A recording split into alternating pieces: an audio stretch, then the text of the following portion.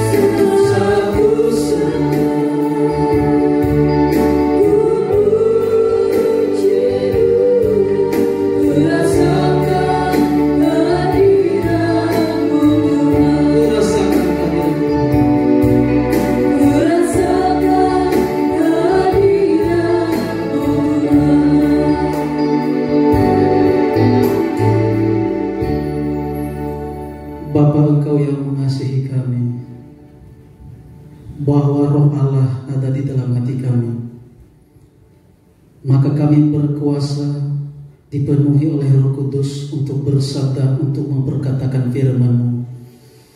Urapi hamba-Mu yang menyampaikan kebenaran firman-Mu pada sore hari ini.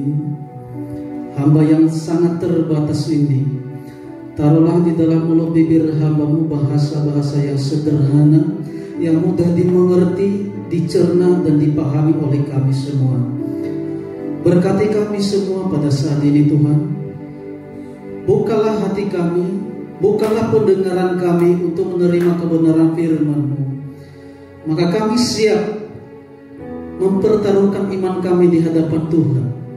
Dan kami siap untuk menyambut berkat firman Tuhan. Di dalam nama Tuhan Yesus Kristus, hamba berdoa dan mengucap syukur. Haleluya, amin. Puji Tuhan. Bapak Ibu silakan duduk kembali. Pada sore hari ini saya bersyukur dan berterima kasih kepada Tuhan Yesus Kristus atas anugerahnya dengan tema kuasa dalam perkataan. Kuasa dalam perkataan. Kita baca Kejadian pasal 27 ayat 1 sampai yang ke-40. Saya minta tolong kepada Mbak Lia untuk bantu membacakannya. Yakub diberkati Ishak sebagai anak sulung. Ketika Ishak sudah tua dan matanya telah kabur, sehingga ia tidak dapat melihat lagi, dipanggilnyalah Esau, anak sulungnya, serta berkata kepadanya, "Anakku," sahut Esau. "Ya Bapa," berkatalah Ishak, "lihat, aku sudah tua. Aku tidak tahu bila hari kematianku. Maka sekarang ambillah senjatamu, tabung panah dan busurmu. Pergilah ke padang dan burulah bagiku seekor binatang. Olahlah bagiku makanan yang enak, seperti yang kugemari. Sesudah itu bawalah kepadaku, supaya aku makan, agar aku memberkati engkau sebelum aku mati."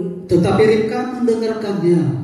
Ketika Ishak berkata kepada Esau anaknya, setelah Esau pergi ke padang memburu seekor binatang untuk dibawanya kepada ayahnya, berkatalah Ribka kepada Yakub anaknya, "Telah ku dengar ayahmu berkata kepada Esau kakakmu, bawalah bagiku seekor binatang buruan dan olahlah bagiku makanan yang enak, supaya aku makan, dan supaya aku memberkati engkau di hadapan Tuhan sebelum aku mati. Maka sekarang anakku, dengarkanlah perkataanku seperti yang kuperintahkan kepadamu. Pergilah ke tempat kambing domba kita. Ambillah dari sana 2 anak kambing yang baik. Maka aku akan mengolahnya menjadi makanan yang enak bagi ayahmu, seperti yang digemarinya. Bawalah itu kepada ayahmu supaya dimakannya, agar dia memberkati engkau sebelum ia mati."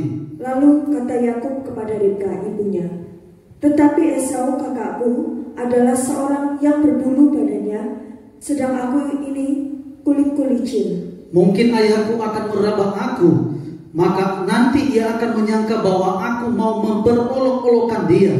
Dengan demikian aku akan mendatangkan kutuk atas diriku dan bukan berkat." Tetapi ibunya berkata kepadanya, "Akulah yang menanggung kutuk itu, anakku. Dengarkan saja perkataanku. Pergilah, ambil kambing-kambing itu." Lalu ia pergi mengambil kambing-kambing itu dan membawanya kepada ibunya. Sesudah itu, ibunya mengolah makanan yang enak seperti yang digemari ayahnya. Kemudian Ribka mengambil pakaian yang indah kepunyaan Esau anak sulungnya, pakaian yang disimpannya di rumah, lalu disuruhnyalah dikenakan oleh Yakub anak bungsunya. dan kulit anak kambing itu dipalutkannya pada kedua tangan Yakub dan pada lehernya yang licin itu.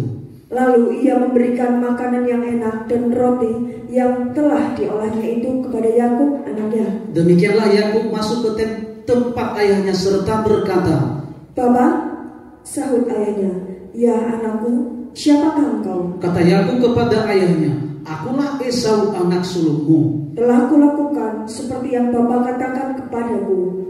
Bangunlah, duduklah, dan makanlah daging buruan masakanku ini, agar Bapa memberkati aku." Lalu Ishak berkata kepada anaknya itu, "Lekas juga engkau mendapatnya, anakku." Jawabnya, karena Tuhan Allahmu membuat aku mencapai tujuanku. Lalu kata Ishak kepada Yakub, datanglah mendekat anakku, supaya aku meraba engkau, apakah engkau ini anakku Esau atau bukan. Maka Yakub mendekati Ishak ayahnya. Dan ayahnya itu merabanya serta berkata, kalau suara Yakub, kalau tangan Esau. Jadi Ishak tidak mengenal dia, karena tangannya berbulu seperti tangan Esau kakaknya. Ishak hendak memberkati dia, tetapi ia masih bertanya, benarkah engkau ini anakku Esau? Jawabnya, ya.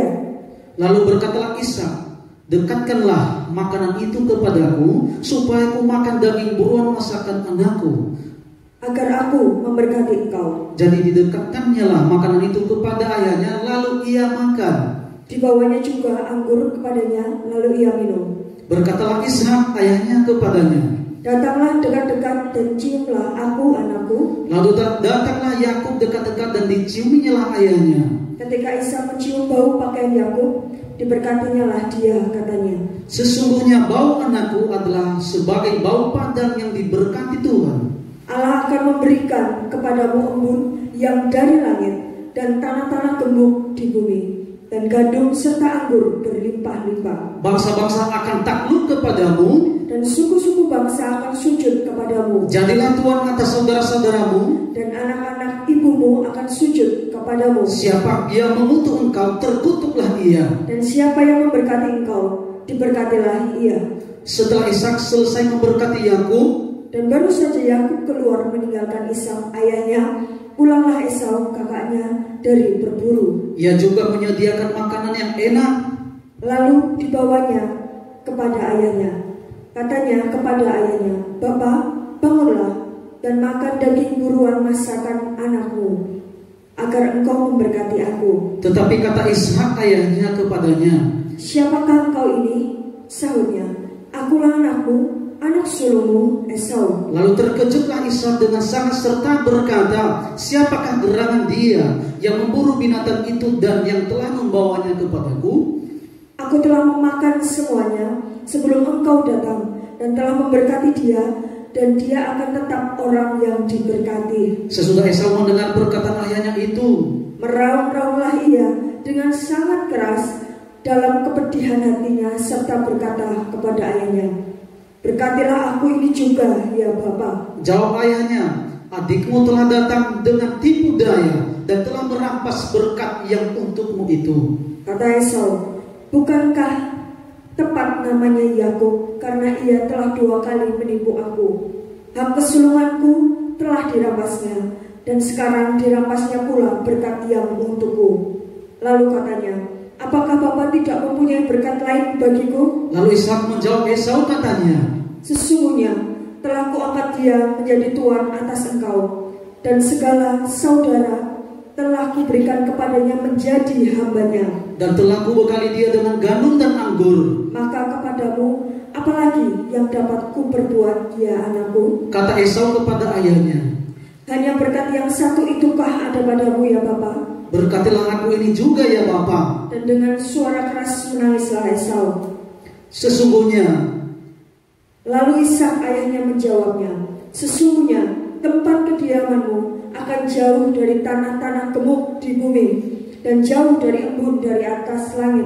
Engkau akan hidup dari pedangmu, dan engkau akan menjadi hamba adikmu. Tetapi akan terjadi kelak, apabila engkau berusaha sungguh-sungguh, maka engkau akan melemparkan kuk itu dari tengkukmu. Amin. Terpujilah nama Tuhan. Firman Tuhan ini menceritakan ketika Yakub diberkati oleh bapaknya Ishak. Ishak itu memiliki 2 anak, Esau dan Yakub. Jadi kita ambil hikmahnya di balik semua itu. Di dalam cerita ini ada 2 unsur perkataan, yaitu unsur yang mendatangkan berkat dan unsur yang mendatangkan kutuk. Berbahagialah yang mendengarkan firman Tuhan pada sore hari ini. Haleluya. Kuasa dalam perkataan. Kuasa dalam perkataan ini bisa dikatakan mengikat dan melepaskan. Kenapa? Sejak kita diciptakan segambar serupa dengan Allah, telah dicurahkan bagi kita kuasa dari surga Waktu manusia pertama diciptakan oleh Allah, yaitu Adam. Ketika dihembus nafas kehidupan, maka disitulah kuasa itu dinyatakan. Ada mandat yang diberikan Allah kepada manusia. Tetapi di dalam Kejadian pasal 3, kita lihat dulu Kejadian pasal 2 ayat 16. Ada yang disebut di situ mandat spiritual.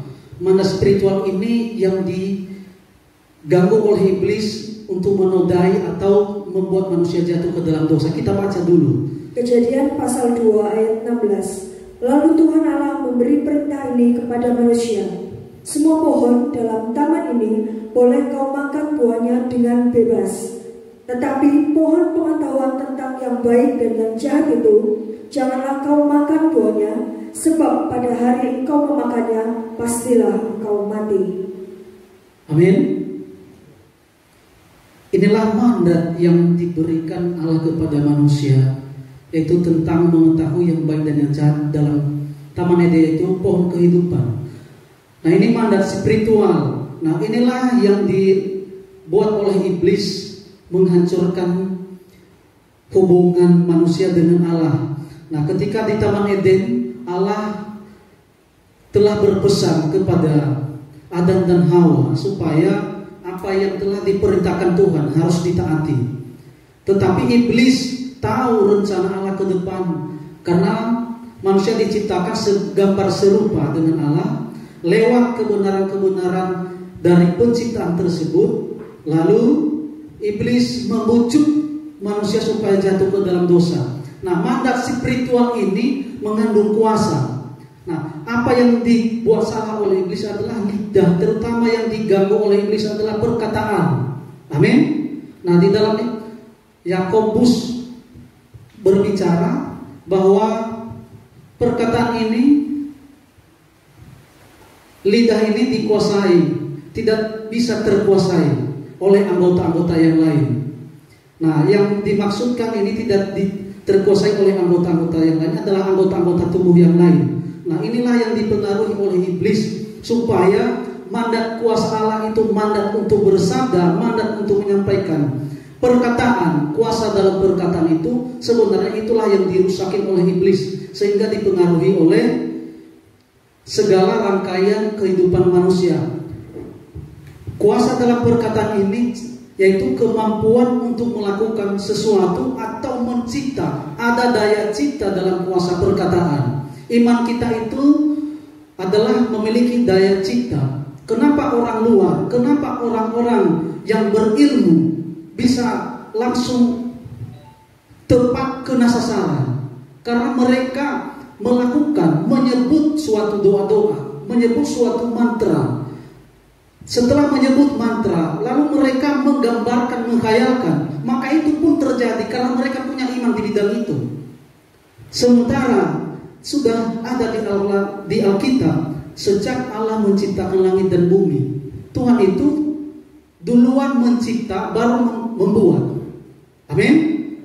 Mencipta itu terjadi di alam roh, lalu dilakukan di alam nyata, dibuat di alam nyata.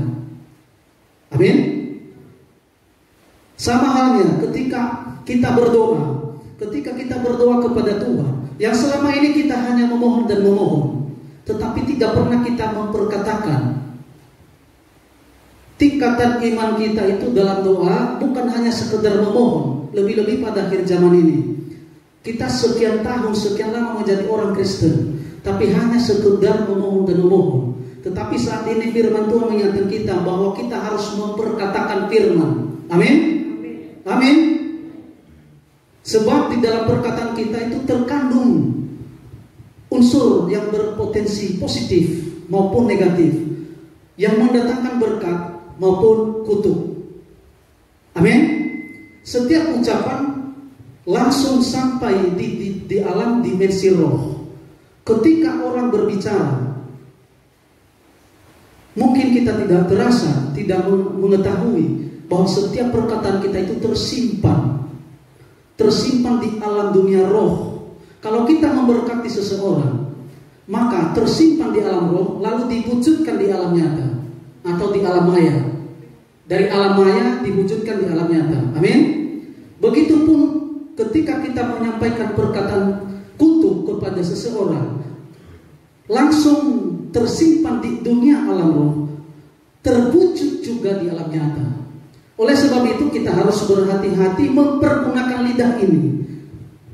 Sebab ini yang dahulu diperdaya oleh iblis supaya manusia jatuh ke dalam dosa. Amin. Amin. Lidah adalah bagian anggota tubuh yang dapat mengeluarkan segala perkataan yang bersifat positif maupun negatif. Kita baca Yakobus pasal 3 ayat 10. Dari mulut yang satu keluar berkat dan kutuk. Hal ini, saudara-saudaraku, tidak boleh demikian terjadi. Ayat 9. Dengan lidah kita memuji Tuhan Bapa kita, dan dengan lidah kita mengutuk manusia yang diciptakan menurut rupa Allah. Amin. Semestinya lidah ini digunakan untuk memuji Tuhan, membangun, menyampaikan semangat, dan mengingatkan satu sama lain. Sebenarnya itu yang dikehendaki oleh Tuhan. Tetapi terkadang ketika roh emosional kita tidak terbendung, seringkali kita menyampaikan perkataan yang tidak benar. Saya selaku pribadi mengoreksi diri dalam hal ini. Saya sangat terpukul ketika beberapa hari yang lalu, ketika pujian penyembahan di tempat ini, tiba-tiba suara Roh Kudus berbicara, sampaikan kuasa perkataan, kuasa dalam perkataan. Selanjutnya ketika Bapak Gembala menyampaikan firman Tuhan, itu saya kaget. Kenapa? Nyambung apa yang disampaikan Bapak Gembala, bahwa kita harus memperkatakan firman, harus bersabda. Jadilah berkat, maka berkat itu jadi. Amin. Inilah kalau Roh Kudus bekerja, satu sama lain itu saling berkaitan, saling ada sambutan, ada kaitan satu sama lain. Kemudian setiap yang diucapkan harus dipertanggungjawabkan. Nah, inilah yang mengingatkan kita bahwa mulai hari ini, mulai akhir zaman ini, kita harus mempertanggungjawabkan kata-kata kita di hadapan Tuhan. Jadi tidak boleh sembarangan untuk menyampaikan perkataan-perkataan. Firman Tuhan berkata, buanglah segala perkataan-perkataan yang kotor yang keluar dari mulutmu. Amin. Saya percaya di tempat ini kita sudah meninggalkan semua perkataan-perkataan kotor, lalu Roh Kudus bekerja dalam hati kita. Nah, bagaimana cara supaya perkataan-perkataan itu menjadi perkataan-perkataan yang mengandung berkat? Di dalam Nats Alkitab berkata bahwa jagalah hatimu, dari situ terpancarlah kehidupan. Amin. Kalau kita sanggup menjaga hati, maka tidak sembarangan juga menyampaikan ucapan yang sembrono atau sembarangan atau yang dapat melukai hati sesama. Betul? Nah, inilah yang dikehendaki oleh Tuhan. Mulai saat ini firman Tuhan mengingatkan kita agar setiap perkataan mulut bibir kita yang terucap harus kita pikirkan baik-baik, jangan sampai terulang untuk berbuat dosa lagi. Walaupun di dalam Yakobus mengatakan bahwa lidah ini tidak bisa terkuasai. Betul, karena anggota-anggota lain tidak bisa menguasai lidah, karena lidah ini khusus untuk berbicara. Tetapi yang dapat menguasai lidah itu adalah kekuatan Roh Kudus. Amin. Amin. Jadi seringkali kita bergumul, ya Tuhan, saya punya masalah yang begitu besar. Hanya sebatas itu. Semestinya kita harus menggambarkan seberapa besar masalah itu, lalu lama-kelamaan masalah itu semakin mengecil, maka iman itu terjadi di dalamnya, maka masalah itu cepat selesai. Jadi setiap doa, pergumulan kita sampaikan kepada Tuhan, tersimpan di alam roh, lalu kita gambarkan, lalu kita kandung di dalam iman kita. Kenapa kita percaya? Kita harus mengandungnya iman di dalam hidup kita supaya menjadi kenyataan. Amin. Kenapa? Kita Baca Mazmur pasal 10, pasal 37 ayat 4. Mazmur pasal 37 ayat 4. Dan bergembiralah karena Tuhan, maka Ia akan memberikan kepadamu apa yang diinginkan hatimu. Amin. Nah, ini kapan terjadi? Dasarnya kuasa korban Kristus, saudara. Kalau kita telah ditebus oleh kuasa korban Kristus dan kita menghilangkan semua kebimbangan, keraguan-raguan dalam hidup ini, maka saat itu juga daya cipta iman kita terjadi. Betul? Amin. Amsal pasal 10 ayat 24. Amsal pasal 10 ayat 24. Apa yang menggetarkan orang fasik, itulah yang akan menimpa dia, tetapi keinginan orang benar akan diluluskan. Amin. Kutip, keinginan orang benar akan diluluskan. Ayat sebelumnya tadi, bergembiralah karena Tuhan, maka Ia akan memberikan kepadamu apa yang diinginkan hatimu. Tetapi dalam maksud ini bukan sesuai dengan kehendak, kemauan pikiran daging kita, tetapi kita harus seimbangkan kehendak kita sesuai, apakah sesuai dengan kehendak Tuhan atau tidak. Kalau itu sama sesuai dengan kehendak Tuhan, maka pasti di ayat Amsal pasal 10 ayat 24 tadi, keinginan orang benar diluluskan, artinya dijawab oleh Tuhan. Ada amin, saudara? Amin. Nah, ini terjadi lewat kuasa perkataan. Nah, setiap perkataan yang diucapkan harus dipertanggungjawabkan. Sudah saya sebutkan sebelumnya bahwa setiap perkataan harus kita pertanggungjawabkan di depan penghakiman. Di dalam Amsal pasal 18 ayat 21, kita baca dulu. Amsal pasal 18 ayat 21. Hidup dan mati dikuasai lidah. Siapa suka menggemakannya akan memakan buahnya. Amin, saudara. Hidup dan mati dikuasai oleh lidah.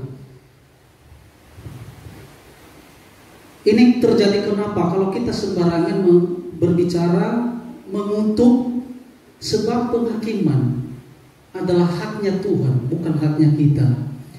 Jadi kita tidak boleh sembarangan untuk menyampaikan hal-hal yang bertentangan dengan firman Tuhan.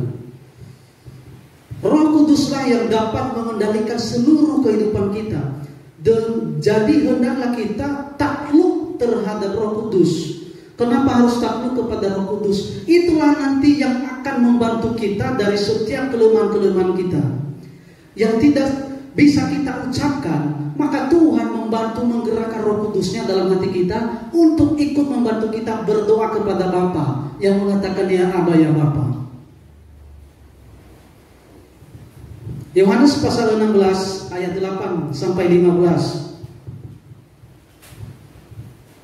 Yohanes pasal 16 ayat 8 sampai ayat 15. Dan kalau Ia datang, Ia akan menginsafkan dunia akan dosa, kebenaran dan penghakiman akan dosa, karena mereka tetap tidak percaya kepadaku. Akan kebenaran, karena aku pergi kepada Bapa dan kamu tidak melihat aku lagi. Akan penghakiman, karena penguasa dunia ini telah dihukum. Masih banyak hal yang harus kukatakan kepadamu, tetapi sekarang kamu belum dapat menanggungnya. Tetapi apabila Ia datang, yaitu Roh kebenaran, Ia akan memimpin kamu ke dalam seluruh kebenaran, sebab Ia tidak akan berkata-kata dari dirinya sendiri, tetapi segala sesuatu yang didengarnya itulah yang akan dikatakannya, dan Ia akan memberitakan kepada kamu hal-hal yang akan datang. Ia akan memuliakan aku, sebab Ia akan memberitakan kepadamu apa yang diterimanya daripadaku. Segala sesuatu yang Bapa punya adalah aku punya. Sebab itu aku berkata, Ia akan memberitakan kepadamu apa yang diterimanya daripadaku. Amin. Haleluya. Jadi Roh Kudus itu adalah yang memimpin kita, yang mengajarkan kita tentang segala sesuatu. Tetapi bagaimana supaya Roh Kudus berkuasa dalam hidup kita? Bukankah firman Tuhan berkata bahwa tidakkah kamu tahu bahwa hatimu adalah bait Roh Suci atau bait Roh Allah, tempatnya bertantahnya Roh Kudus? Jangan kita berprasangka bahwa Roh Kudus itu selalu berdiam di dalam hati manusia. Kalau itu manusia itu bersikeras tidak menempatkan Roh Kudus di dalam hatinya, maka Roh Kudus itu dinamis, bisa pergi, bisa datang. Tetapi kita yang hadir di sini maupun yang menyaksikannya, kalau kita percaya bahwa Roh Kudus yang mengajarkan kita segala sesuatu, maka kuasa perkataan kita itu nanti akan terucap, akan terjadi, menjadi kenyataan, yaitu mukjizat Allah nyata. Amin. Nah, bagaimana caranya supaya perkataan kita itu berkuasa? Kita baca di dalam Efesus pasal 6 ayat yang ke-18. Dalam segala doa dan permohonan, berdoalah setiap waktu di dalam Roh, dan berjaga-jagalah di dalam doamu itu dengan permohonan yang tak putus-putusnya untuk segala orang kudus. Dalam segala doa dan permohonan, berdoa setiap waktu di dalam Roh. Sudah terbiasa kita berdoa di alam nyata ini, di dalam jasmani ini. Tetapi yang dikehendaki oleh Tuhan, bagaimanakah kita berdoa supaya tetap berdoa di dalam Roh sambil berjaga-jaga, berdoa di dalam Roh. Nah, minggu-minggu yang lalu kita juga menerima firman Tuhan bahwa pentingnya pengurapan Roh Kudus, kerinduan dekat dengan Tuhan. Kalau kita rindu dekat dengan Tuhan, pasti juga kita berjaga-jaga di dalam Roh maupun di dalam doa. Nah, kenapa harus kita berjaga-jaga? Kita harus mempertaruhkan iman kita. Jangan sampai iblis itu masuk di dalam hati kita ini. Sehingga kalau iblis masuk di dalam hati seseorang, bukan perkataan berkat itu yang keluar, melainkan perkataan yang mengejek, perkataan yang mengutuk, perkataan yang tidak membangun. Tetapi yang dikehendaki oleh Roh Kudus itu, kita sama-sama membangun satu dengan yang lain, saling menguatkan iman. Jika yang lemah itu ada, maka yang selalu kuat di dalam doa, yang makin memiliki kehausan di dalam doa, mengingatkan yang lemah itu tujuan perkataan yang mengandung unsur kuasa di hadapan Tuhan, dengan penuh keyakinan kepada Tuhan, tanpa ragu-ragu.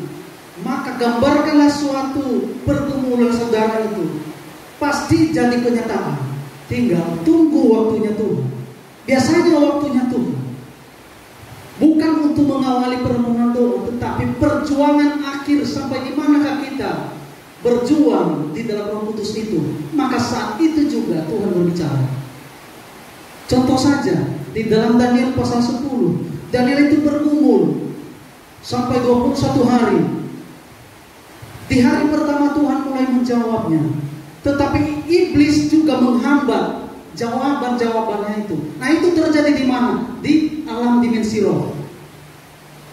Terjadi di alam dimensi roh. Tuhan telah menjawab, tapi iblis juga ingin merusak hubungan Daniel dengan Tuhan. Katakan amin. Nah, setelah dirusak, akhirnya Daniel tidak menyerah. Daniel terus-menerus bergumul di hadapan Tuhan sampai pada hari ke-21 harinya Tuhan menolong Nabi Daniel. Begitupun kita pada hari ini, ketika kita mengucapkan perkataan, yaitu perkataan yang mengandung kuasa. Di dalam perkataan itu ada unsur yang mengandung mujizat. Yang pertama, perkataan mengandung mujizat, mengandung daya cipta, dan memperkatakan firman, yaitu bersabda. Amin. Nah, dasar dari mana?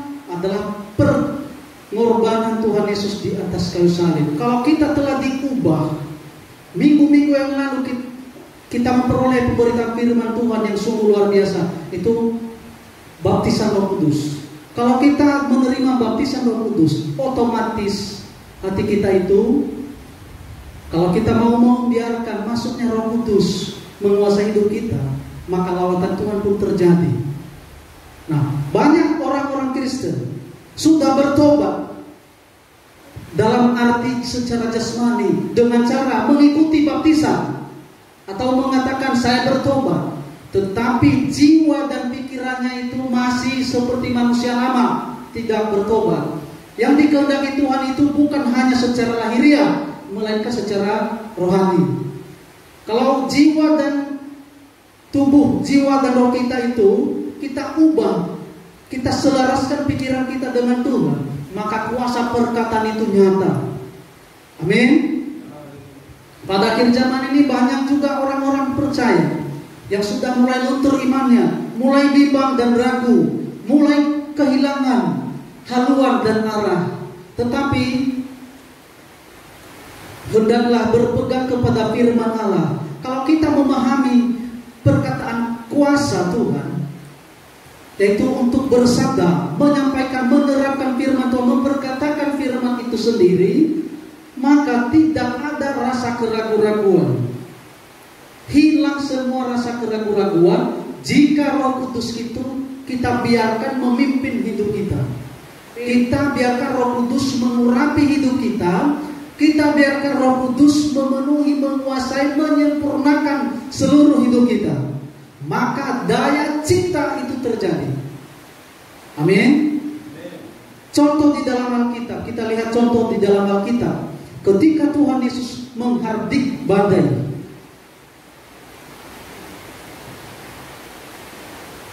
di dalam Lukas pasal 8 ayat 22 sampai 25. Angin ribut diledakkan. Pada suatu hari, Yesus naik ke dalam perahu bersama-sama dengan murid-muridnya, dan ia berkata kepada mereka, "Marilah kita bertolak ke seberang danau." Lalu bertolaklah mereka. Dan ketika mereka sedang berlayar, Yesus tertidur. Sekonyong-konyong turunlah taufan ke danau, sehingga perahu itu kemasukan air dan mereka berada dalam bahaya. Maka datanglah murid-muridnya membangunkan dia. Katanya, "Guru, Guru, kita binasa." Ia pun bangun, lalu menghardik angin dan air yang mengamuk itu. Dan angin dan air itu pun reda, dan danau itu menjadi teduh. Lalu katanya kepada mereka, "Di manakah kepercayaanmu?" Maka takutlah mereka dan heran. Lalu berkata seorang kepada yang lain, "Siapa gerangan orang ini, sehingga ia memberi perintah kepada angin dan air, dan mereka taat kepadanya?" Amin. Amin.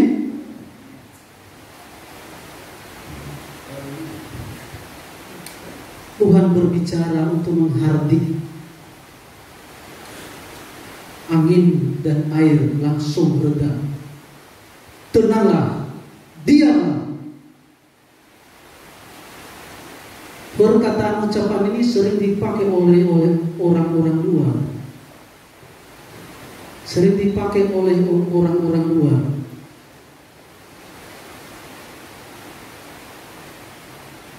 Tapi kita yang hadir di tempat ini, lebih dari perkataan, kalau kita memiliki keyakinan dan iman. Ayat yang ke-25 tadi Tuhan Yesus berkata, "Di manakah kepercayaanmu?" Berarti pada saat itu murid-muridnya sedang bimbang. Betul?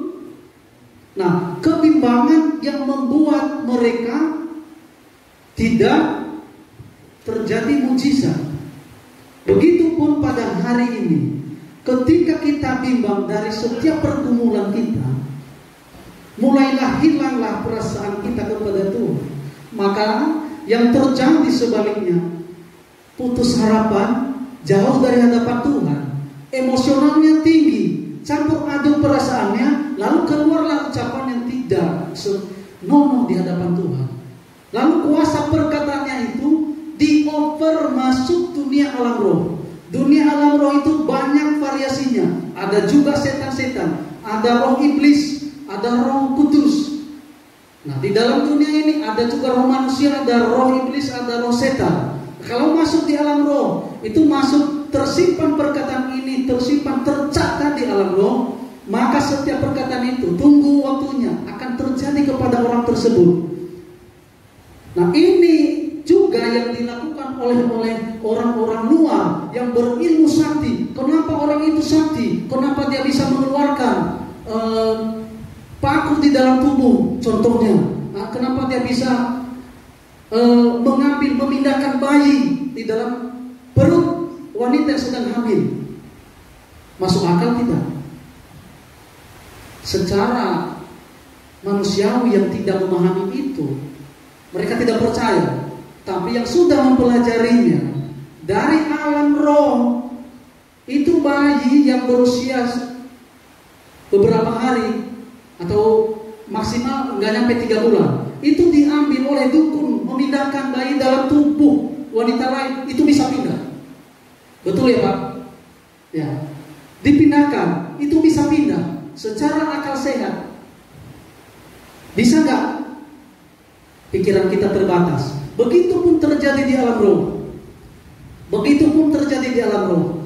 Kalau kita menyampaikan kata-kata sabda, yaitu memperkatakan firman, Tuhan, kami berdoa bahwa keluarga hamba-Mu ini diberkati segala apa yang dikehendaki keluarga ini dalam pergumulannya sesuai dengan rencana Tuhan. Jadilah kepada mereka sesuai dengan iman mereka. Lalu kita gambarkan semua apa yang kita doakan itu, bukan hanya sebatas berkata-kata, tapi kita gambarkan, kita imani, lalu kita kandung di dalam iman kita. Kita diamkan, kita bangun di dalam Roh Kudus yang ada di dalam hati kita, dan kita terus bergumul, kita terus bergairah mempertanggungjawabkan itu di hadapan Tuhan, memperjuangkan iman itu. Lalu apa yang terjadi? Mujizat Allah nyata. Tadi saya bilang kuasa perkataan itu mengandung unsur mujizat, mengandung daya cipta. Contoh yang kedua, waktu Allah menciptakan langit dan bumi, pada mulanya Allah berfirman, betul? Dan ayat berikutnya, Roh Allah melayang-layang di atas permukaan air. Maka firman Tuhan berkata, jadilah terang, maka terang itu jadi. Itu kalimat perintah, yaitu kita harus bersandar, kita harus menyampaikan perintah firman Allah, didukung dengan iman yang kokoh, yang teguh kepada Tuhan, tanpa keraguan dan kebimbangan, maka pasti terjadi mujizat itu. Amin. Ya, sekali lagi, dari alam roh, perkataan kita tersimpan di alam roh, lalu dioper ke alam nyata. Kapan waktunya? Kalau kita orang yang beriman, kita harus menunggu sampai waktunya Tuhan berbicara. Jangan juga kita mendahului Tuhan, bahwa saya sudah menerima petunjuk dari Tuhan dan berkata kepadaku dan ini dan itu. Padahal hasil pikiran. Suara Roh Kudus dengan suara pikiran berbeda, saudara. Suara Roh Kudus itu benar dan tidak salah. Suara pikiran kita bisa melenceng. Terkadang suara pikiran kita itu, kita mencari titik aman yang menguntungkan bagi diri sendiri. Tetapi di balik semua itu, Roh Kudus tidak berkenan, belum berbicara. Tuhan belum berbicara. Tunggu waktunya Tuhan berbicara. Hari demi hari kita terus bergumul, kita terus berdoa. Tingkat doa, yaitu tadi kita tetap berdoa di dalam Roh Kudus. Amin. Sekarang kita harus meningkatkan kualitas doa. Bukan hanya sekedar kita harus memohon. Memang firman Tuhan, kita tidak boleh putus-putusnya untuk memohon kepada Tuhan. Tetapi pada tingkatannya, kita juga harus mencipta di dalam iman kita itu. Kita harus mencipta, kita harus bersadar, kita harus menggambarkan tujuan doa itu, yaitu masuk di alamannya Tuhan. Alamannya Tuhan itu di dalam hati kita, tempat berdiamnya Roh Kudus. kita ciptakan, kita masukin dalam hati kita, kita imani tanpa keraguan sedikit pun, pasti terjadi. Amin. Amin. Jadi kita harus ubah pola pikir kita, paradigma kita. Kalau hanya berbicara terus, Tuhan tolong berkati keluarga hamba-Mu ini, berkati, salurkan berkat, berlimpah-lipat ganda. Tuhan juga sudah mendengar, tapi tertunda, terjawab. Karena kalau hanya sebatas Tuhan berkati orang ini, tapi kita juga tidak menggambarkan, maka itu lama terjawab. Tuhan berkata, wahai anakku, saya ini adalah Maha karya, maha jawaban, sumber jawaban. Tetapi saya tidak bisa menjawab setiap permohonanmu, sebab tidak terarah, tidak tepat sasaran permohonanmu. Kenapa hanya meminta Tuhan berkati orang ini, tetapi berkat apa? Berkat Tuhan itu banyak. Jadi kita lebih fokus kepada tingkat tertinggi, tingkat tertentu untuk mencapai sasaran alamatnya Tuhan. Amin. Sekali lagi, iman itu diperkatakan lewat keyakinan kita. Lalu kita gambarkan, kita imani mujizat Allah nyata. Tinggal tunggu waktunya Tuhan. Kedua, ubah pola pikir, cara pandang. Jangan kita pakai cara pandangan dunia, tetapi kita pakai cara pandangan Tuhan. Kira-kira paham sampai di sini, Bapak Ibu? Paham? Kenapa saya bercerita seperti ini? Karena memang ini yang ditunjukkan oleh Roh Kudus beberapa hari yang lalu, bahwa semua pengikut Kristus harus bersandar, harus memperkatakan imannya dengan penuh keyakinan, dan harus mengandung daya cipta, dan harus juga mengandung unsur mujizat. Tinggal tunggu tepatnya waktunya Tuhan menjawab. Kenapa orang-orang lain juga di luar sana sini sedikit saya pahami tentang dunia lain, sedikit saya pahami. Ada dulu yang di sana waktu masih muda, orangnya belasan tahun. Dia terima dari gurunya suatu mantra untuk membunuh seseorang dengan mengambil seekor ayam, memotong seekor ayam.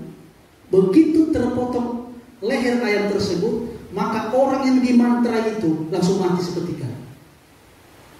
Nah, masuk akal tidak? Kenapa ayam yang dipotong, tapi orang itu yang mati? Paham sampai di sini?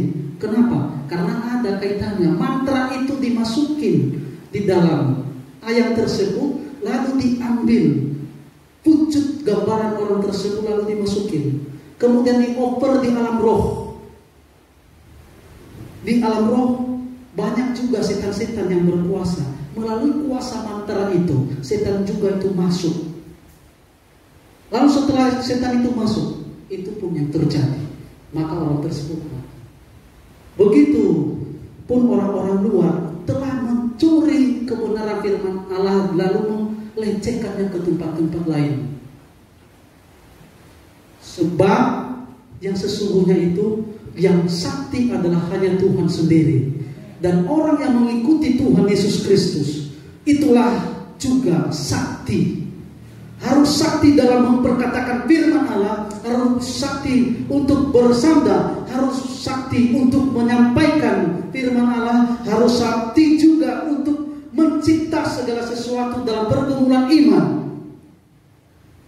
Jangan kita banggakan iblis. Iblis tidak perlu dibanggakan, sebab iblis pada akhir zaman akan bertekuk lutut di hadapan Tuhan. Amin. Amin. Yang harus kita tinggikan adalah Tuhan Yesus Kristus, sebab Tuhan Yesus Kristus adalah jalan kebenaran. Jalan kebenaran, akulah jalan. kebenaran dan hidup. Akulah jalan kebenaran. Di jalan kebenaran itu ada terang. Bahkan orang-orang dunia pun itulah yang mereka cari, sang terang itu. Orang-orang yang tingkat tinggi ilmunya, paling tinggi ilmunya, mereka mencari titik sang maha cahaya. Kenapa mereka masuk ke sang maha cahaya? Karena di situ nanti kualitas mereka memakai mantra itu pasti terjadi. Tetapi iblis juga tidak tinggal diam. Ada iblis yang telah jatuh, malaikat yang telah jatuh, yaitu Lucifer, pembawa terang. Dia juga memiliki terang, menjelmakan terangnya itu menjadi terang Tuhan. Ketika orang-orang yang berilmu itu masuk ke sana, mereka pikir itu adalah terang Tuhan, padahal bukan. Saya pernah bertemu sekali dalam doa. Lucifer itu tinggi besar. Di dalam bola matanya itu ada gambaran bumi. Bola bumi itu di dalam bola matanya itu, hanya di dalam bola matanya itu bumi itu sebesar bola matanya itu, gambaran bumi itu. Jadi iblis bisa melihat semua. Kenapa? Buktinya waktu dia mencobai Tuhan Yesus. Semua harta kekayaan dunia akan kuberikan kepadamu jika engkau sujud menyembah aku. Kenapa? Karena dia juga menguasai dunia ini. Di dalam bola matanya itu. Tetapi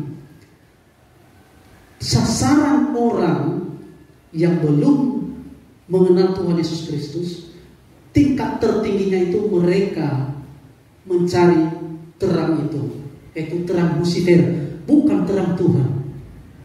Terang Lucifer itu terkadang ada yang bersembunyi di balik matahari, bersembunyi di balik bintang-bintang untuk mencapai tingkat kesaktian. Tetapi itulah alamat iblis. Kalau alamat kita saat ini yang telah menerima kebenaran firman Tuhan, alamat itu hanya kepada kuasa Roh Kudus melalui dalam nama Tuhan Yesus Kristus.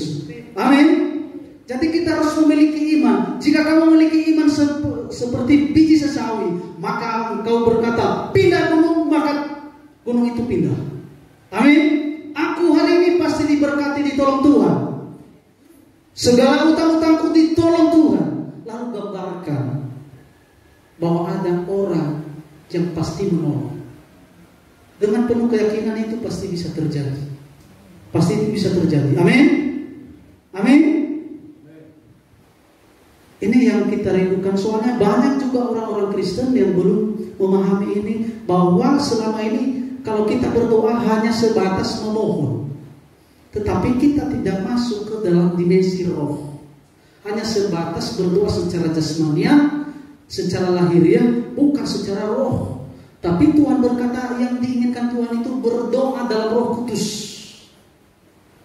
berjaga-jaga dalam Roh Kudus. Kita masuk kepada dimensi Roh Kudus. Kita masuk kepada dimensi Roh Kudus, lalu kita minta tuntunan Roh Kudus agar memenuhi hati kita, supaya apa? Pikiran kita diubah menjadi pikiran Kristus. Haleluya. Setelah diubah, maka kuasa perkataan itu nyata. Kuasa perkataan itu nyata. Jadi jangan anggap rendah perkataan saudara.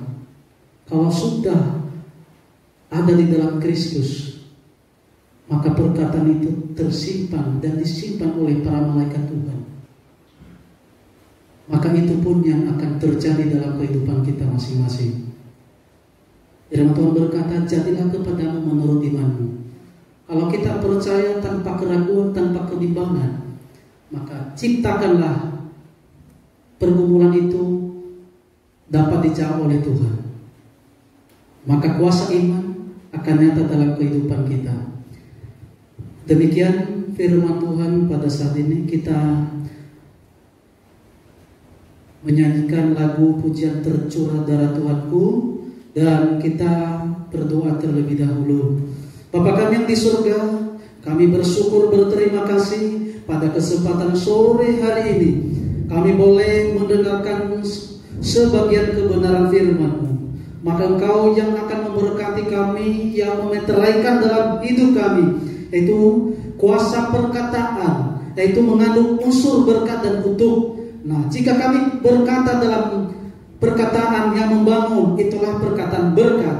Jika kami berkata untuk menguatkan sesama, maka itulah perkataan berkat. Tetapi jika kami mencemooh, mencela, mencaci maki, atau menuduh yang tidak benar dan lain sebagainya, itulah perbuatan kutuk. Maka hendaklah Tuhan Yesus Kristus, kami mohon pada saat ini berkuasa bersabda dalam hati pikiran umatmu, pikiran kami semua, bahwa biarlah kami mengundang Roh Kudus masuk dalam hati kami, agar dari situ terpancar kehidupan. Kami dapat berkata-kata dalam iman kami, dan kami dapat menciptakan iman kami, mencipta dalam pikiran, mencipta dalam roh dari iman kami. Maka kuasa mujizat Allah terjadi dalam hidup kami. Sebab firman-Mu berkata, doa orang kudus akan diluruskan. Kami percaya Engkau akan meluruskan doa-doa kami, hamba-hamba-Mu. Yang lemah Engkau kuatkan pada saat ini, dan yang lemah imannya bangkitkan semangatnya kembali dalam nama Tuhan Yesus Kristus. Yang bertobat sungguh-sungguh, gairahkan Roh Kudus-Mu untuk datang untuk menjamah setiap pribadi. Terima kasih Bapa. Kita sambut pujian ini, tercurah darah Tuhanku. Kita bernyanyi memuji menyembah Tuhan.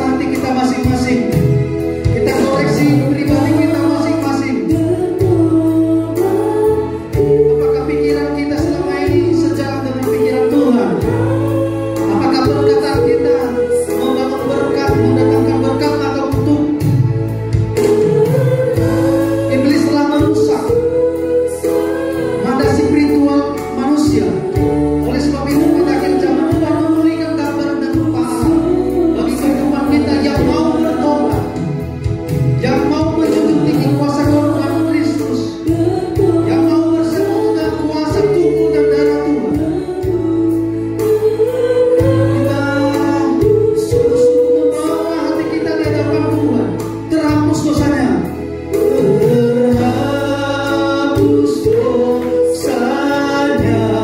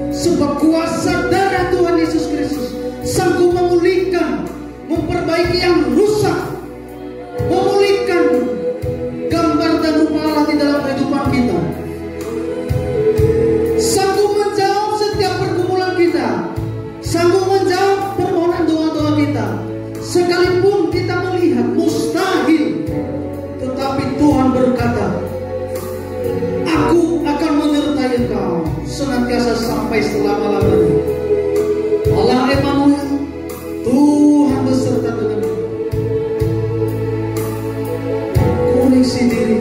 Mari kita koreksi diri satu persatu. Untuk kita bawa di hadapan Tuhan. Apakah pikiranku selama ini sudah sesuai dengan standarnya Tuhan atau tidak? Apakah sudah sesuai dengan rencana Tuhan? Jangan terfokus di dalam masalah kehidupan.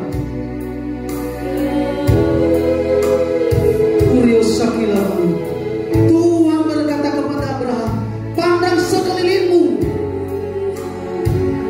Tuhan menaruh pikiran-pikirannya di dalam hati Abraham untuk memandang sekelilingnya, memandang dari jauh.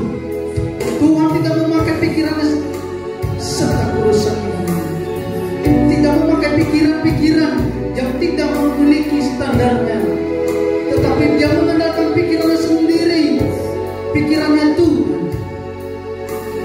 Dia menolong pikirannya, yaitu Abraham, memandang sekelilingnya sesuai dengan pandangannya Tuhan. Maka apa yang terjadi? Berkat-berkat Tuhan dicurahkan kepada Abraham. Bahkan sampai saat ini kepada kita berkat itu dicurahkan. Oleh sebab itu mari kita ubah cara berpandangan kita.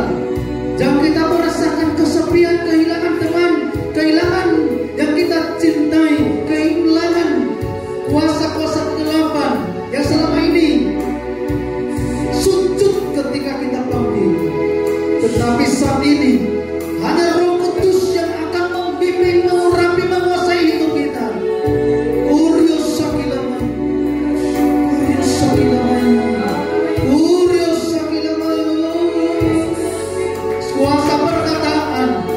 Kuasa perkataan, lidah bagian terkecil dalam tubuh kita, tetapi dapat mengalahkan bagian-bagian yang lain. Oleh sebab itu, lidah itu yang menggerakkan roda kehidupan yang dipanaskan oleh api neraka. Oleh sebab itu, kita harus mengendalikan lidah ini, mengekang lidah ini lewat untuk mengandalkan kuasa Roh Kudus. Kita biarkan Roh Kudus beri peluang dalam hati kita, supaya setiap perkataan yang terucap menjadi berkat, bukan kutuk.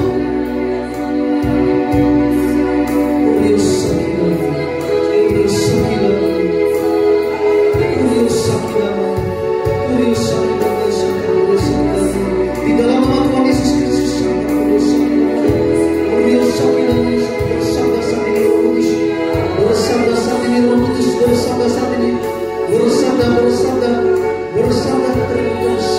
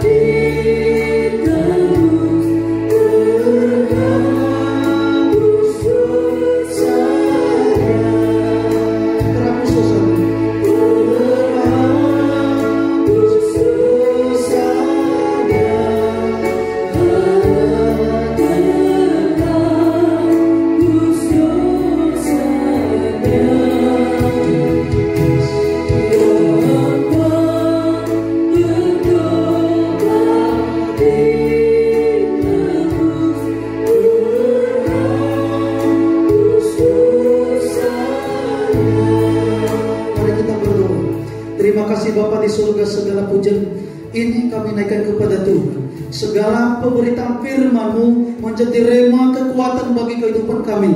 Terima kasih Tuhan. Kami sambut tubuh dan darah-Mu saat ini Tuhan. Engkau kuduskan, sucikan kami semua oleh kekuatan kuasa bilur-bilur-Mu, sehingga kami dapat sembuh dari segala dosa-dosa dan pelanggaran-pelanggaran kami.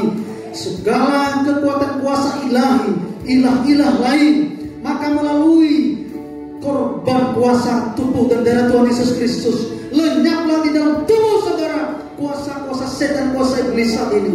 Terjadi pelepasan di dalam nama Tuhan Yesus Kristus. Lepas dalam nama Tuhan Yesus Kristus. Imam-imam yang melayani, yang mengambil bagian dalam perjamuan kudus ini, suci kudus, pakai lebih dahsyat, lebih luar biasa. Di dalam nama Tuhan Yesus Kristus, kita sambut perjamuan kudus ini. Bapak Ibu silakan duduk kembali sambil membagikan perjamuan kudus.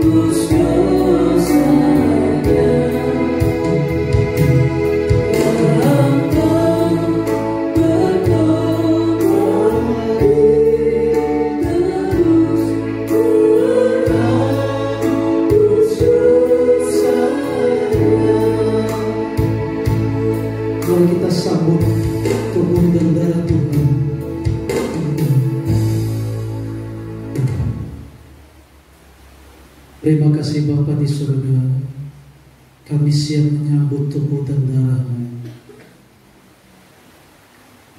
Saya berikan kesempatan kepada Bapak Ibu Saudara di dalam Tuhan untuk mengaku dosa di hadapan Tuhan, bahwa hanya lewat kuasa tubuh dan darah Tuhan kita diampuni, kita ditebus.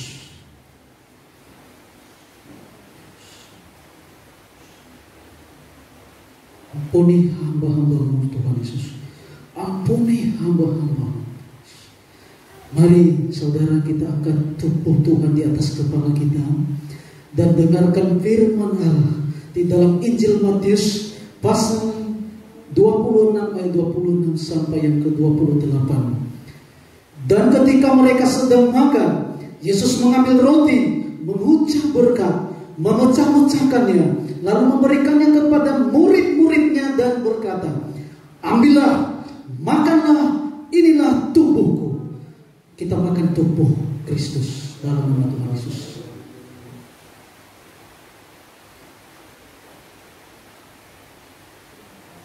Terima kasih Tuhan, haleluya. Kemudian kita angkat tubuh dan darah Tuhan, kita angkat cawan minuman yang berisi tetesan-tetesan darah Tuhan. Dengarkan firman-Nya.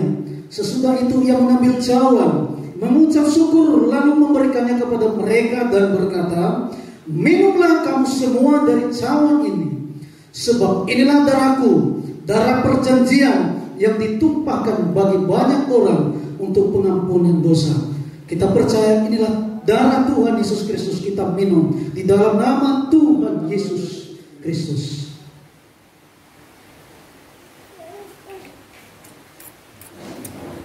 Bercurah darah Tuhan. Terima kasih Bapa di surga, terima kasih Allah Roh Kudus, terima kasih Tuhan Yesus Kristus atas penyertaan-Mu bagi kami pada sore hari ini. Kami telah menerima kebenaran firman-Mu, meteraikan itu di dalam setiap hati kami, sehingga firman-Mu itu berkuasa dalam kehidupan kami, berdaulat atas kehidupan kami. Kami bersyukur Tuhan Engkau membuka pencerahan bagi kami, bahwa kami tidak berhenti sebatas memohon dalam setiap pergumulan doa-doa kami, tetapi kami harus menggambarkan permohonan doa kami itu dengan penuh keyakinan. Maka kami percaya dengan iman mujizat Allah dinyatakan di dalam setiap permohonan kami pada saat ini. Kami percaya Tuhan, semua yang hadir, semua yang terkumpul di sini, yang berkumpul, maupun saudara-saudara kami, keluarga kami yang belum hadir di tempat ini, maupun yang menyaksikan firman ini melalui tayangan YouTube, balaskan dengan berkat-berkat yang berlimpah-limpah di dalam nama Tuhan Yesus Kristus. Engkau berkati bangsa dan negara kami, mulai dari pemerintahan Jokowi maupun sampai ke RT RW, dilawat, diberkati, ditolong Tuhan, dibela oleh Tuhan, dan diberikan kekuatan oleh Roh Kudus-Mu di dalam nama Tuhan Yesus Kristus. Engkau berkati juga bagian keamanan TNI dan Polri di dalam kekuatan kuasa Roh Allah. Engkau yang melakukan segala kehendak-Mu, Engkau jadikan sesuai rencana-Mu dalam pemerintahan kami Indonesia ini. Terima kasih Tuhan, terima kasih Engkau bangun suatu sinergi bagi gereja tubuh Kristus agar bekerja sama dengan pemerintah. Engkau memunculkan Yusuf pada akhir zaman. Terima kasih Tuhan, Engkau pakai kami, setiap kami saat ini menjadi juru bicara Allah. Engkau pakai kami berdasarkan karunia yang kami terima masing-masing. Terima kasih Tuhan, sehingga kami bukan hanya mendengar saja, tetapi bagian dari pelaku-pelaku firman Allah. Terima kasih Tuhan, kami terima berkat Tuhan, kami terima berkat-berkat yang terbaik dari surga. Bapak, Ibu, saudara-saudara yang terkasih di dalam nama Tuhan Yesus Kristus, angkat kedua tanganmu dan aminkan berkat dari tempat Allah yang Maha Tinggi. Tuhan memberkati kita semua. Tuhan mengaruniakan kepada kita kecerdasan, kepintaran, iman yang teguh. Tuhan mengaruniakan berkat Abraham, Ishak, dan Yakub. Tuhan memberkati kita dengan berlimpah-limpah. Tuhan mengaruniakan berkat tunas Daud, berkat mempelai dari tempat Allah yang Maha Tinggi. Dan Tuhan memberkati kita berkat-berkat dari seberang lautan, dari samudera raya, dari bumi, bahkan berkat-berkat yang menimbun, berkat-berkat sekian namanya tercurah bagi kehidupan kita semua. Kiranya Tuhan Yesus memberkati kita. Pulanglah di dalam damai sejahtera, akan melindungi kita senantiasa sampai Maranatha. Tuhan Yesus memberkati. Di dalam nama Tuhan Yesus Kristus hamba berdoa. Amin. Selamat sore, Tuhan memberkati.